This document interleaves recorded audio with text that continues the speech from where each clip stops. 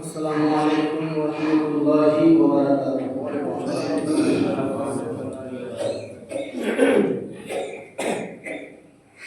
নাহমাদুহু ওয়া নুসাল্লিম আলা হাবিবিল কারীম। আম্মা বা'দু ফাআউযু বিল্লাহি মিনাশ শাইতানির রাজীম। বিসমিল্লাহির রহমানির রহিম।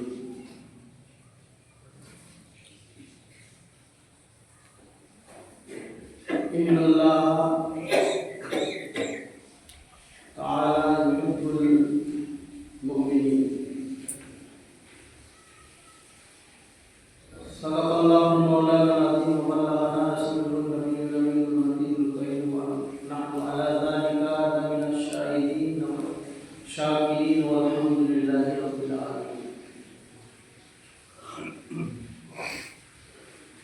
সমস্ত হামদ ও তারিফ প্রশংসা সে আল্লাহ সুবহানাহু ওয়া তাআলার জন্য, যিনি আমাদের কুল কায়নাতের খালিক ও মালিক রব্বুল আলামিন, পালনকর্তা, যার প্রশংসা করে আমরা বিন্দু মাত্র শেষ করতে পারবো না। এর সঙ্গে সকলে বলে আলহামদুলিল্লাহ। হামদ সালাম পড়ে দুরূদ সালাম বর্ষিত রহমাতুল লিল আলামিন নবী বেসারা সারা আমিনাতুল আহমদ মুস্তাফা সাইয়্যিদনা মুহাম্মদুর রাসূলুল্লাহ সাল্লাল্লাহু তাআলা আলাইহি ওয়াসাল্লাম প্রতি সর্বপ্রতি দুরূদ সালাম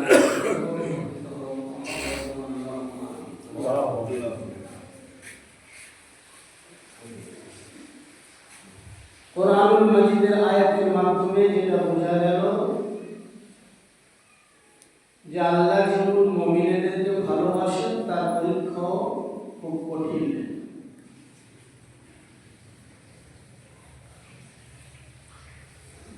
আম্বিয়া কিরামের মধ্যে, নবীগণের মধ্যে সবচেয়ে কঠিন পরীক্ষার মধ্যে যাকে পাশ হতে হয়েছিল তিনি হলেন সাইয়্যিদনা হযরত ইব্রাহিম আলাইহিস সালাম। উনার মান সম্মান অনেক বেশি, তেমন ভাবে আল্লাহ সুবহানাহু ওয়া তাআলা উনার পরীক্ষাও খুব কঠিন দিয়েছে। হযরত ইব্রাহিম আলাইহিস সালাতু ওয়াস সালাম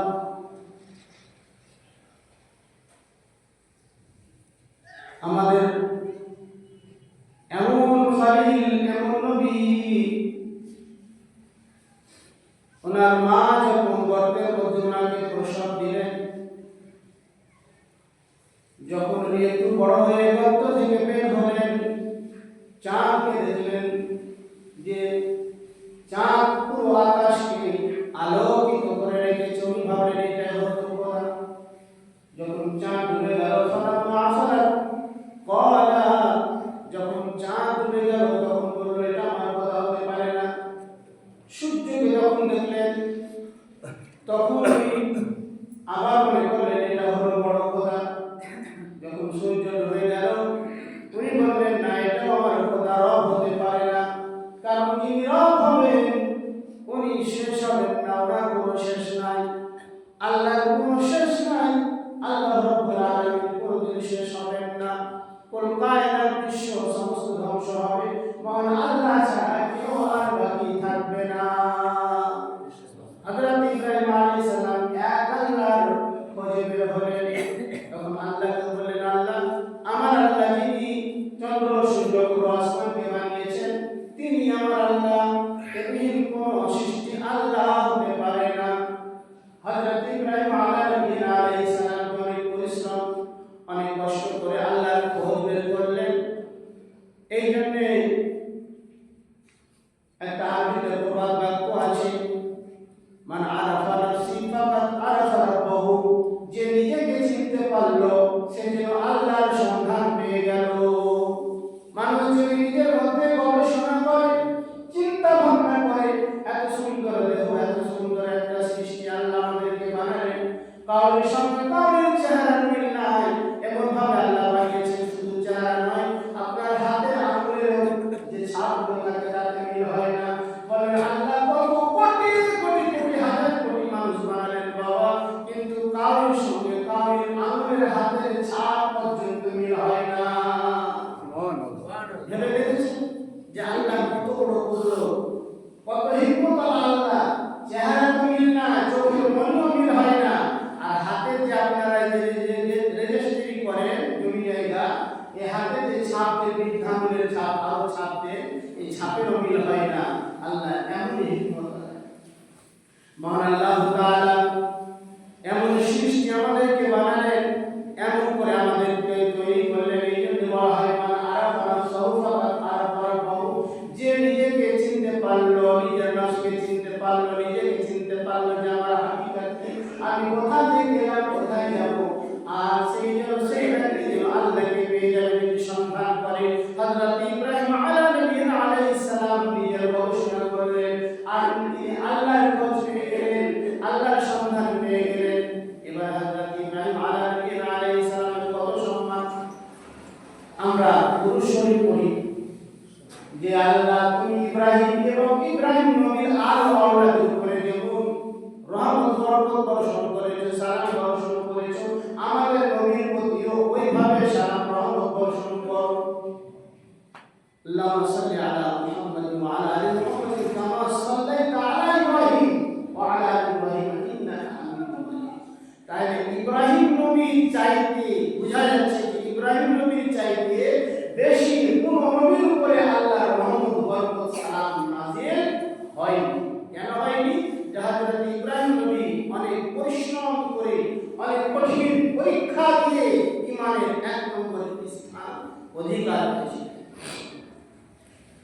এই জন্য আমরা দুরূদ শরীফ যখন পড়ি হযরত ইব্রাহিম নবীর দায়ী, ইব্রাহিম নবী দায়ী আমরা পড়ি আল্লাহ আল্লাহুম্মা বারিক আলা মুহাম্মাদ ওয়া আলা আলি মুহাম্মাদ কামা বারাকতা আলা ইব্রাহিম ওয়া আলা আলি ইব্রাহিম ইন্নাকা হামিদুম মাজিদ।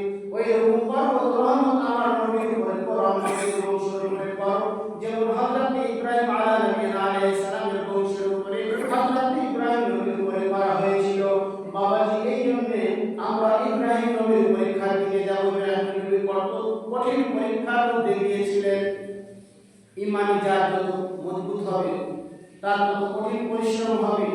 সর্বপ্রথম যে পরীক্ষাটা হচ্ছে হযরত ইব্রাহিম নবী আলাইহিস সালামকে, তারপরে যে টুকরা নয়নের মনি হযরত ইসমাঈলকে দূর প্রান্ত সুদূর ফাঁকা একটা মরুভূমি এলাকায় রাখতে বলা হলো। হযরত ইব্রাহিম নবী আলাইহিস সালাম কিছু ভাবলেন না বাবাজি, সিনা একমাত্র আল্লাহর হুকুম পাওয়া মাত্র সঙ্গে সঙ্গে চলে মক্কার মরুভূমিতে নিজের স্ত্রী এবং ছেলেকে রেখে চলেন, কিছু ভাবনা চিন্তা করলেন না।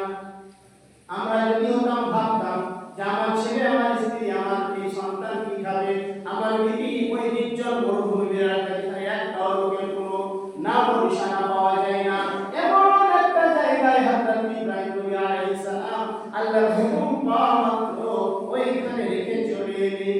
এটা কত বড় ঈমানি পরীক্ষা পাবে।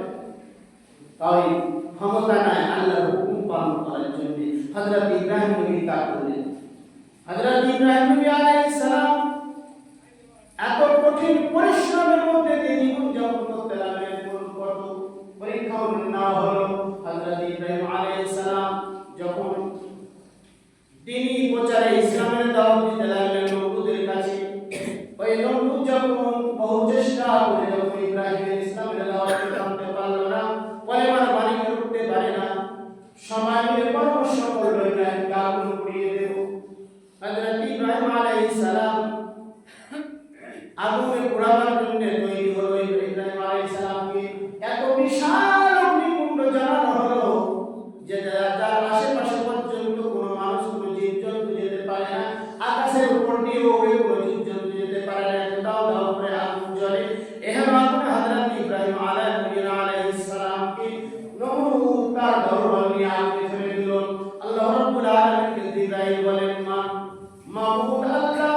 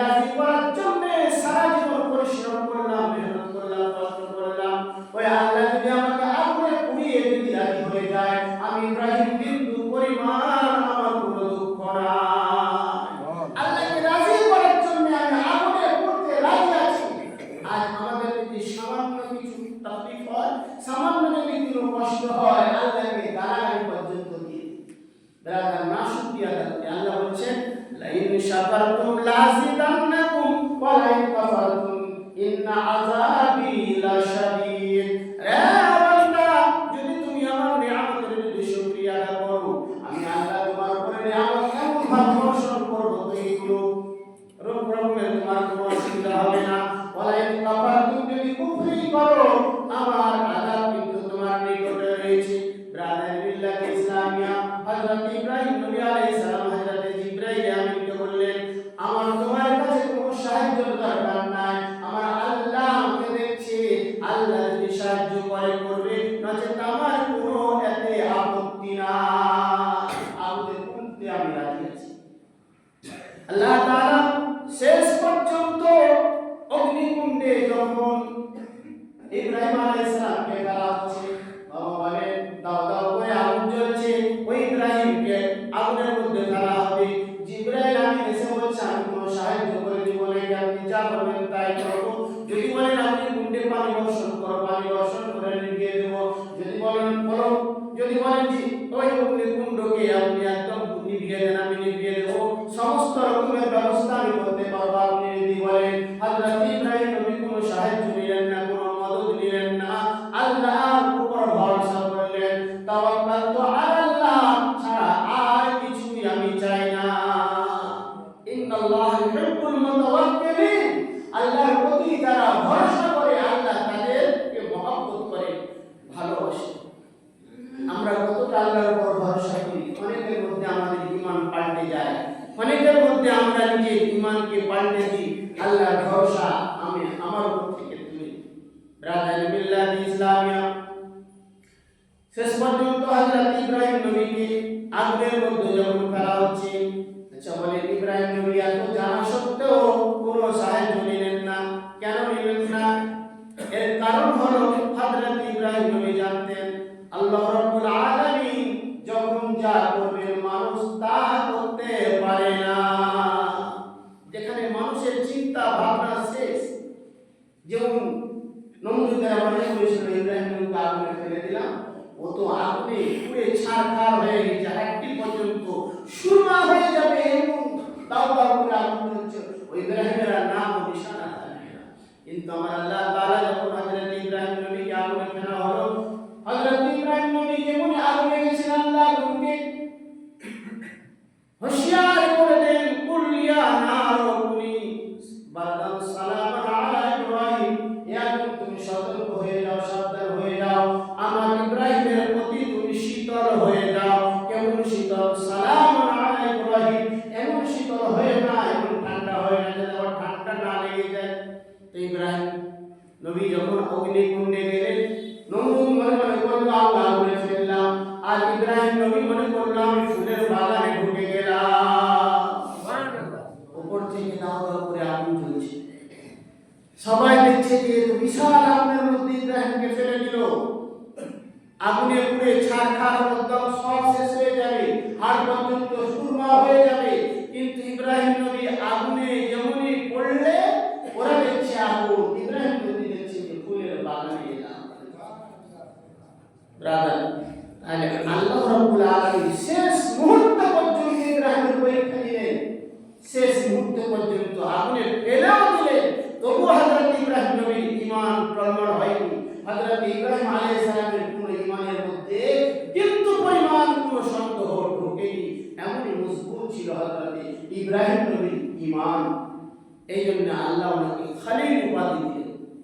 আর ওনার উপরে এত রহমত, এত বরকত নাযিল হলো ওনার বংশের প্রতি, যে বেশিরভাগ আম্বিয়া ওনার বংশের মধ্যে এসেছে। এবং বড় বড় আম্বিয়া এমন পর্যন্ত কি আমাদের শ্রেষ্ঠ নবী রাহমাতুল লিল আলামিন, ইনি হযরত ইব্রাহিম আলাইহিস সালামের বংশে, হযরত ইসমাঈল আলাইহিস সালামের বংশেরই একজন ব্যক্তি। ব্রাদার বিল্লাহ ইসলামিয়া, আল্লাহ সুবহানাহু ওয়া তাআলা আগুনকে নিষেধ করে দিলেন। এ আগুন, হযরত ইব্রাহিম আমার প্রতি এত ভরসা করেছে, এত মজবুত ঈমান, কাউকে সাহায্য নেয়নি, কাউকে হেল্প নেয়নি, কাউকে কোনো রকমের কোনো সাহায্যের জন্য ডাকেনি, এমন পর্যন্ত আমি জিবরাইলকে পাঠালাম তবুও সাহায্য নিল না। এমন মানুষ যখন আল্লাহর উপরে ভরসা করেছে, আমি আল্লাহ কি করে আমার মাহবুবকে আগুনের মধ্যে পোড়াতে পারি? আমি ওই আগুনকে ফুলের বাগান বানিয়ে দিলাম যাতে করে আমার মাহবুব আমার খালিলের বিন্দু পরিমাণ কোনো কষ্ট না হয়। 6 মাস ধরে বাবা আগুন জ্বলে দাও দাও করে, 6 মাস পরে কিতাবের মধ্যে লেখা রয়েছে আগুন নিভাতে 6 মাস টাইম লেগেছিল। এত আগুন জ্বলার পরে যখন 6 মাস পরে হযরত ইব্রাহিম নবী আগুন থেকে বেরিয়ে যখন আবার নমরুদের দরবারে যাচ্ছে, নমরুদের দরবারের সমস্ত সৈন্য, সমস্ত ওজির, সমস্ত মানুষ কিন্তু পালিয়ে যাচ্ছে। কেন পালাচ্ছে? দেখে ভয়ে মনে ভূত এলো নাকি। এজন্য ইব্রাহিম নবী তো পুরো সুরমা হয়ে গেছে। আমার ইব্রাহিম নবী কোথা থেকে এলো? সবাই ভূতের ভয়ে পালিয়ে যাচ্ছে। হযরত ইব্রাহিম নবী বললেন, এ নমরুদ, তোমার কোনো ক্ষমতা নাই ইসলামকে মিটাবার, ইসলামকে শেষ করার তোমার কোনো ক্ষমতা নাই, তোমার কোনো রকমের এরকম বাহাদুরি নাই ইসলামকে শেষ করতে পারো। আমি যে পানি এনেছি, আমি যে কলেমা এনেছি, আমি যে দিন এনেছি, এই দিনকে মিটাবার তোমার ক্ষমতা নাই। আল্লাহ তাআলা আমাকে নবী করে পাঠিয়েছেন, তুমি ইসলামের ছায়ার তলে এসো, শান্তি পেয়ে যাবে। আর আমাকে মারার মতো কোনো ক্ষমতা নাই। আল্লাহ বলেছেন, আমি যার হেফাজত করি, দুনিয়ার সমস্ত শক্তি মিলে যদি তার বিরুদ্ধে লেগে যায়, তার মৃত্যু পরিমাণ কোনো ক্ষতি করতে পারবে না। এই কথাটা একটা আল্লাহ রাব্বুল আলামিন আয়াতে বলেছেন, ওয়ালা তাহিনু ওয়ালা তাহজানু ওয়া আনতুমুল আ'লাউনা ইন কুনতুম মুমিনিন। তোমরা কোনো বিশাল শক্তিকে দেখে ভয় করিও না, কোনো পাওয়ারফুলকে দেখে ভয় করিও না, কোনো হিটলারকে দেখে ভয় করিও না। সমস্ত ক্ষমতার মালিক আমি আল্লাহ। তুমি আমার কাছে চলে এসো, মুমিন বান্দা হয়ে যাও, নবীর গোলাম হয়ে যাও। আমি তোমার জন্য সমস্ত হেফাজতের গ্যারান্টি নিয়ে নিলাম। তাই হয়েছে, যারা দুনিয়ার মধ্যে এক আল্লাহকে পেয়ে গেছে, তারা কিচ্ছু কোনো শক্তিকে দেখে ভয় করেনি। নসিহতের সারমর্ম হলো যে তাওয়াক্কালতু আলাল্লাহ, আল্লাহর প্রতি ভরসা। এটা আপনাকে মজবুত করতে হবে, শুধু মুখে বললে হবে না যে আল্লাহর প্রতি ভরসা আছে। ভরসা দেখিয়েছেন হযরত ইব্রাহিম নবী আলাইহিস সালাম, ওনার ভরসা কেমন মজবুত ছিল। আর ঈমান মজবুত করতে গেলে অনেক রকমের পরীক্ষা হবে, অনেক বিপদ আসবে, অনেক বালা মুসিবত আসবে, অনেক রোগ বালা আসবে। তাতে দেখে আপনাকে দৌড়লে হবে না, ইবাদত থেকে সরতে হবে না। আল্লাহ রাব্বুল আলামিনের মহব্বত আপনার দিলে তখনও যেমন থাকবে, তারপরেও তেমন থাকবে। একেবারে মুমিন।